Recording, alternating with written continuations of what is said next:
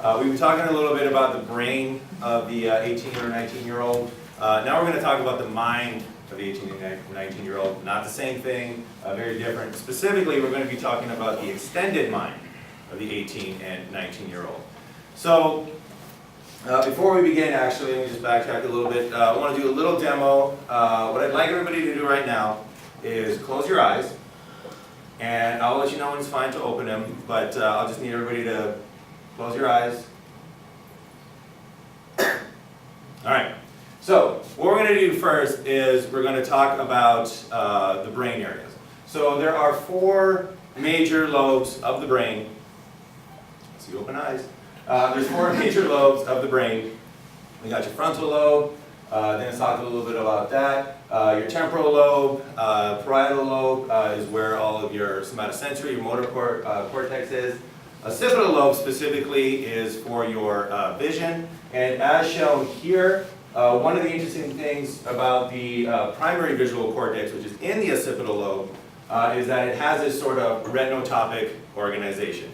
Now, for everybody still participating in this demonstration with your eyes closed, what I want to ask you right now is how many of you were giving your full attention to my description of the brain and the retinotopic organization of that primary visual cortex, and how many of you, maybe even just a little bit, were wondering, when the heck is he going to tell us to open up our eyes? Well, the time is now. All right, so open up your eyes. So what does this demonstration have to do with us? Well, the demonstration has to do with the fact that your visual system, your vision, is part of your mind. It's part of what you use to do cognition, and it's something that we don't like to be taken away from us. So I'm assuming everybody here who had their eyes closed and kept your eyes closed, thank you very much for that, where a part of you was wondering, you know, I'm a little bit uncomfortable. I really don't like this. When am I going to be able to open my eyes? When am I going to get my full mind back in operating? So what does this have to do with 18 and 19-year-olds? And what does this have to do with the extended mind? Well, the idea that most of us have is the idea that, well, our mind is in our brain, right? Our brain is what constitutes the mind. And that's actually a very old idea, because in reality, the mind is anything that we use in order to do thinking, anything that we use in order to do cognition, and that refers to every tool that we have that enables us to do what we do. So, for example, memory. Memory you can do with just your brain. However, most of us use something to help our memories along. So if you write down a grocery list, you have extended your mind into this list. This becomes part of your mind, your extended mind, and this is what helps you go to the grocery store and make sure that you come back with everything that you needed. Other things that support our cognition, other parts of our extended mind include things like our environment. So some people support their cognition by working in an environment that looks like this. Other people, myself included, support their cognition by working in an environment that looks like this. And if you think it does not support your condition, try to go from an environment in this and get any work done in an environment like this and see how much it impacts, you know, your ability to do cognition. And then one more example, one that we all use, is technology. Technology is one of the biggest things that we use to support our cognition. Think about how much work, cognitive work, you could get done if all of a sudden there were no computers, right? If all of a sudden we went back to typewriters, the amount of work that we could get done, you know, would dramatically decrease. So what does this have to do with our 18 and 19-year-olds? Well, let's visit with one of our 18-year-olds right now. How you doing? All right. So this is a student that is currently 18 years old. Where was this student back in 2007? There she is. Oh. All right, so that's her in 2007.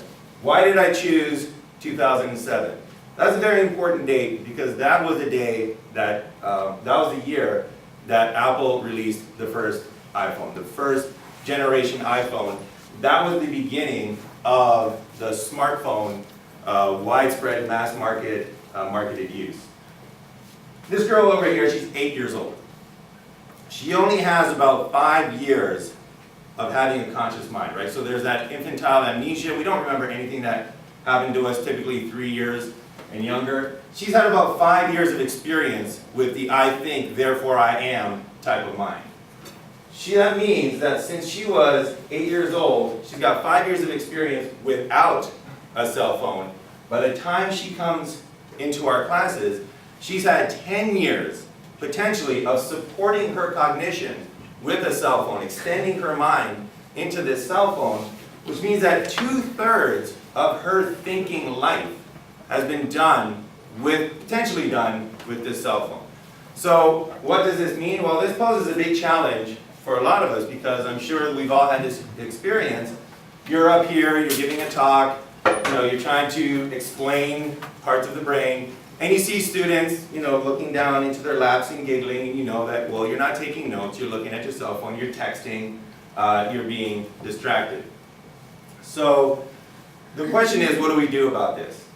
So one of the, what I'm going to argue, wrong approaches is to ban cell phone use in the classroom. So a lot of people are saying, we'll just ban cell phone use, we'll get rid of it, we'll make students put their cell phones away. And we all know that this does not work.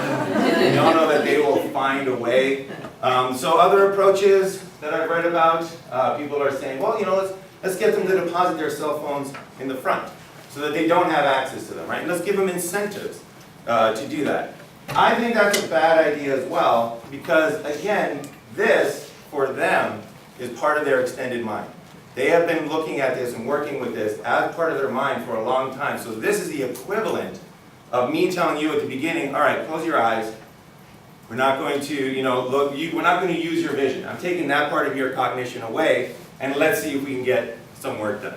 So the same way that that's a bad idea, having them take these and drop them off at the front is also a bad idea, because it leads to the anxiety that you were feeling. When am I going to get to open my eyes? They start actually feeling anxiety. There's studies that have been shown that the anxiety increases. That leads to reduced attention. That leads to everything that we're trying to fight against.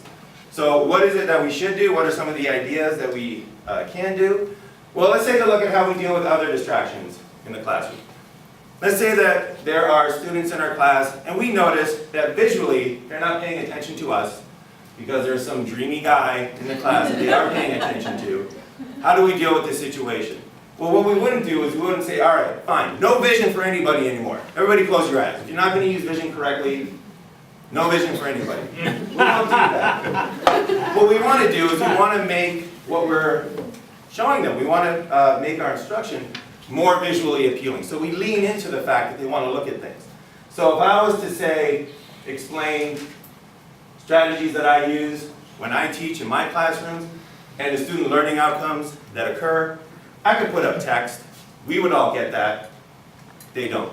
I could put up graphs. We find graphs exciting. I find graphs exciting. They don't. You have to find a way to visually engage them. So you say something like, well, I require my students to do some independent learning. I require my students, they also get teacher-supported learning. This is the amount of learning that occurs independently. This is the amount of learning that occurs teacher-supported. And for the students that struggle with independent learning, this is how much learning occurs for the teacher-supported learning. And was that? Oh yes, I am going up for tenure in August. Thank you very much, audience member. But make it visually engaging. So they want to use vision, make them use vision to support their learning. Note-taking. We use note-taking to support learning. We know for a fact some of our students are doing this when they're supposed to do note-taking. Again, you don't say to them, all right, no more note-taking for anybody, right? Put away your notes, put away your, I see pencils, I see pens. No.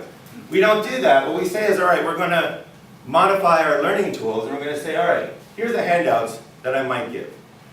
If I gave this handout that has all the information on it, guaranteed that's what it's going to look like by the end of the class. So what you do is you say, all right, you want to take, you want to doodle, you want to use, your drawing abilities, fine, there are your notes. Make it part of what they need to do, make it part of they need to fill this information in, and again, it's on the learning task. So what does this mean for cell phone use? Well, the same thing, cell phones, part of their mind, rather than getting rid of it, we want to lean into it, and we want to make it part of the learning experience, make it support the learning experience. So for example, does anybody know who Kate Warren is? Anyone at all? All right, awesome. Anybody got a cell phone? Can you look up who Kate Warren is? You want us to do it? Yeah, let's see. Let's see if it works out. What websites are acceptable? You're just going to let them look at anything? Let's give it a shot. I don't know. This is new territory, so let's see what we can get. First female detective. All right, first female detective in the United States. So we're not asking them to be like Kate Warren and be the first female detective, right? But we can use their natural tendency, their desire to have this extended mind, to use this cognition to our advantage. So you can throw out obscure references. You can throw out things that they actively have to investigate on their own. Turn that cell phone from a distraction to something that's actually supporting learning. I use it to have them look up words and Yes. nobody can define it. I do Exactly. exactly. Yep. Other things. So I mentioned about the extended mind. I purposely have not cited anything yet because when I talk about the extended mind, I can give you that citation. I can be like, yeah, extended mind, Andy Clark and Chalmers in the Journal of Analysis. There's the volume. You can go get it. Or I can put up a snap code. If they have Snapchat, they can snap that. Anybody here have Snapchat? Anybody want to know? Okay. Want to take a snappy? Make me happy? No? All right. If you have Snapchat, which most students do, so Facebook is on the way out, Twitter is on the way out, Instagram is on the way up, Snapchat is on the way up because it's a visual medium.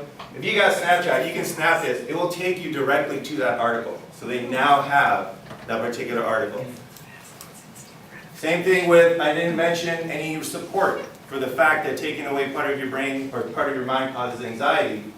There's a reference, better yet, there's a PDF if you want it. So again, make the cell phone part of the learning experience, take it away from being a distraction, and actually use it to support learning. So how old were you in 2007? Because that's going to be different than how old I was in 2007. So it, makes a difference. Well, I'm not saying it's not challenging, right? I'm not saying it's not challenging.